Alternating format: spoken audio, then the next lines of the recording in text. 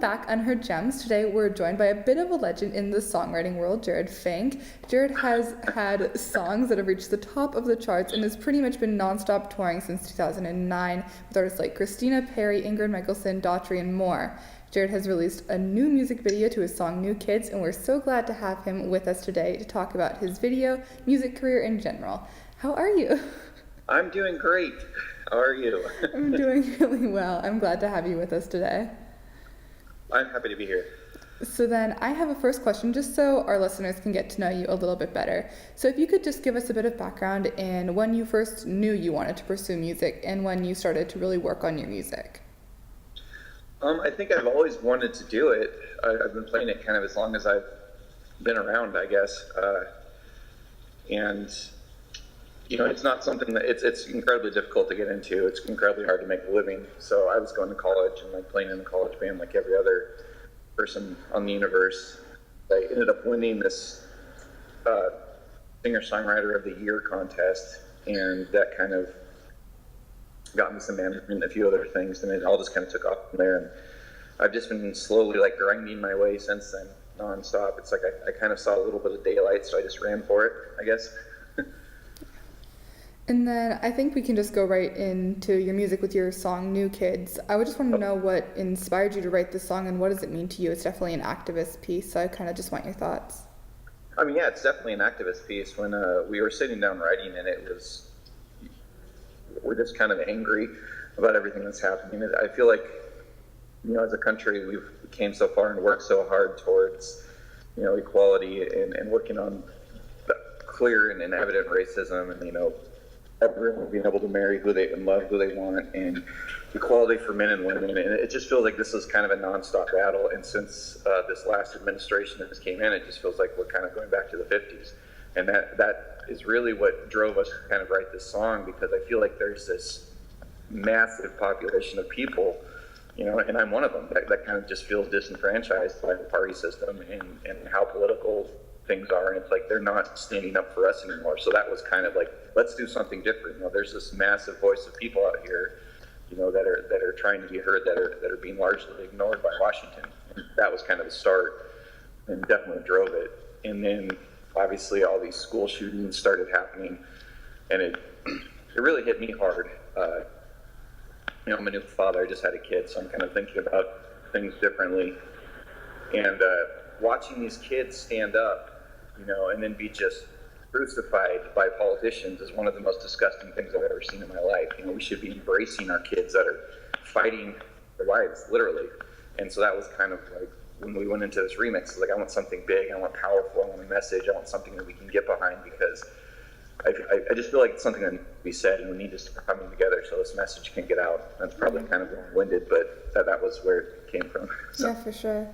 And then what do you hope that listeners do to interact with the song or get involved when they listen? And how do you hope this, what do you hope the impact is of having this song out there? Well, I think, you know, the one thing that we're missing kind of on this side of the voice, I guess, is that I feel like we're not very unified. I feel like we don't have a message, you know, outside of anti what's going on. Like, I feel like we need to start coming together and focus that.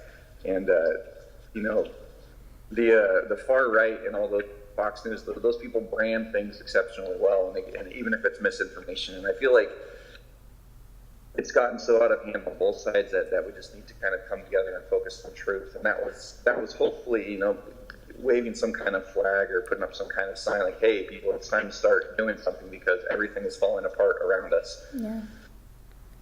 And then sort of moving on to the music video, because I found that extremely powerful. Like, the song itself is powerful, but the video does take it to a completely new level. And so you worked with Sea Waves to remix the song and video animators at 351 Studios. So what were both those experiences like? Sea Waves was amazing. Like, we just kind of sat down. They're super theatrical and thematic anyways, and kind of how they produce songs. So, and I've always tried to be that way too. I guess when I write music, I kind of write to a movie in my head, kind of like the theme song, I guess, to what I'm visualizing. And so they're very much in that kind of vein too. So we got along really well.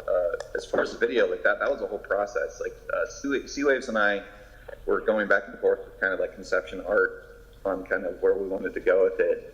and we came up with this character. And actually, Daniel from C was, kind of had the first real idea there, and we just kind of jumped on that. And then we sent it over to 351 and started talking to them about what we wanted to do. And they were totally on board with the message. They're all in the kind of the same vein. We're just like, and it was just kind of like a literal visualization of what I think's going on. It's very dystopian. It's these kids that, like, it starts in the theme park that's been evacuated because these kids can't play anymore. It's like they're being forced to go do things and come together because no one else is standing up for them. And then I had them all wearing gas masks because there's this like orange cloud of just misinformation and BS that's like permeating the country. And now these kids just seem to be immune to it. Like they see right through all of the garbage that the rest of us are tearing each other apart for right now.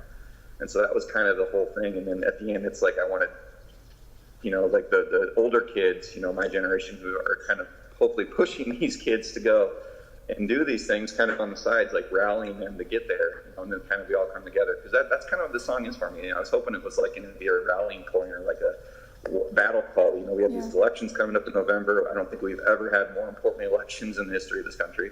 And all of this stuff is kind of coming to a head. And so I just wanted to do what I could with my small platform to try and get some people out there to make sure that we stop the bleeding, before it becomes a just so.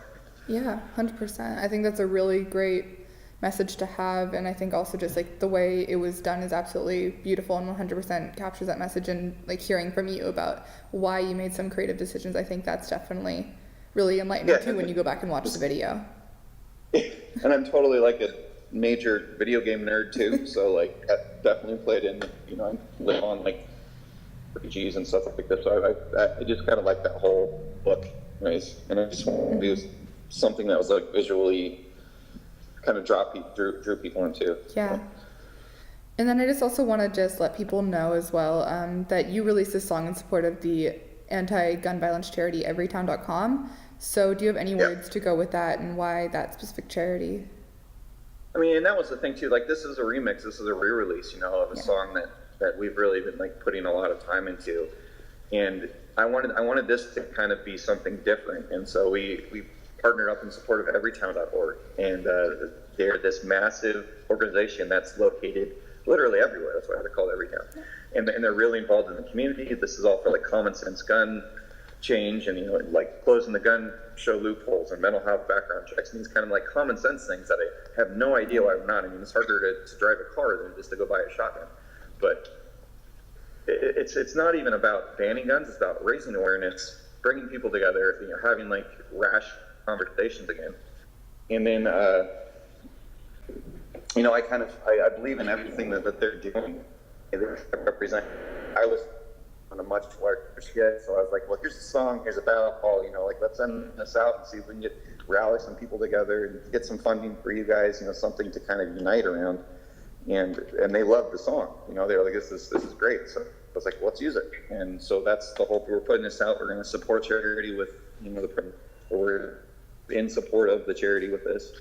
You can edit that. So I'm not allowed to say that for some kind of tax reasons or something. We are in support of the charity. For sure.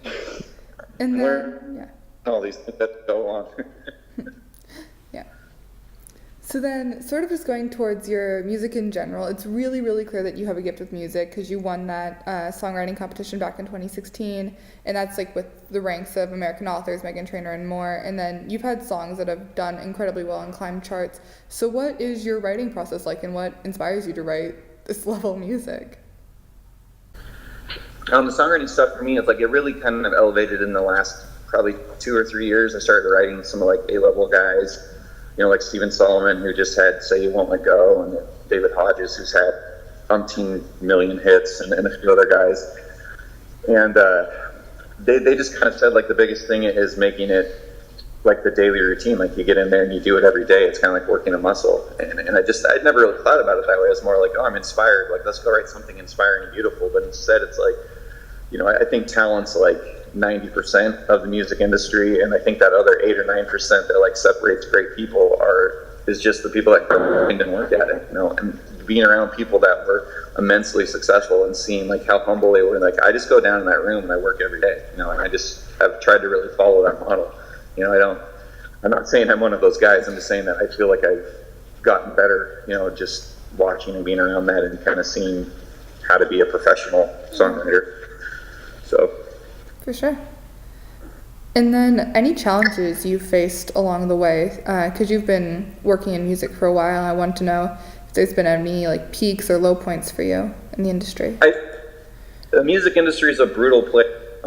You jump kind of, I always have this analogy of like kind of jumping lily pad to lily pad. It's like sometimes things are amazing and you'll get a break. And then, for every yes, there's 9,000 no's. So if it's something you believe in, you've got to be doing it for you. And then hopefully you can like hone the craft and be successful with it, because it does take like a thick hide, because they are going to beat you up out there because everyone wants to do it. But if you're into that, you can go out there and really just stand, kind of in the ring with people and be open to criticism and like learning and kind of being the best that you can be. Then I think it's pretty awesome, once you get past all of the surface level garbage that kind of happens. But I know I wouldn't change it for anything in the world. I love it, and it's definitely been a roller coaster for sure. Yeah. And then do you have any favorite memories? It could be from touring, from writing songs, any definite standouts for you? I think the first time I really got in front of like a few thousand people, it was just a whole different experience. It's like there's this electricity in the air, and you can almost like feel the people interacting with you. And I remember it was I was on tour with Sister Hazel, who was like a childhood favorite band of mine, but we were out there, and it was in the middle of that tour, people started singing my lyrics back to me, and that was kind of like a life-defining moment for me, hearing people that had given enough time to really dive into what I'm trying to say, and then come and like show me that they'd done that. Like that was just something. It's stuff like that that really makes everything you do so meaningful. For sure. And then I just have a question that I ask to everyone who I interview on Unheard Gems. If you could recommend an artist that you recommend us listen to that you don't think gets enough attention right now, who would you recommend? Oh wow. Well, I can for sure say that like, a label mate from back when I was at Uckridge, and I toured a ton with him, and I still think he's probably the best male vocalist in music, and that's Tony Lucca. I think everyone should check him out. He was on The Voice. He was like an original Musketeer. He did really well on The Voice. He had a couple of releases. Got signed to Adam Levine's label, but after all that, he's still kind of his soulful singer-songwriter dude, and he tours constantly. He's absolutely amazing, and I think he's profound to listen to. So I think everyone should. Awesome. Definitely check him out. And then, is there anything else you want to leave us with before we say our farewells today? I would just say, like, if you're interested in this movement, if you're passionate about this, like, help us spread the message. Download the song. The money is, we're doing this in support of the charity. We're trying to bring people together. We're trying to get people out to vote. We're trying to make this issue on the lips of every person across the country. And the only way that we can do that is if we come together and have our voices heard. So, if you're into this issue, it doesn't have anything to do with me. Like, this is about all of us. So let's come together and do something. For sure. Well, thank you so much for taking the time to talk with us today. I really enjoyed hearing more about this song, New Kids, and the video that went with it. So thank you so much for taking the time to talk to us. Thanks so much for having me on here. I really appreciate it.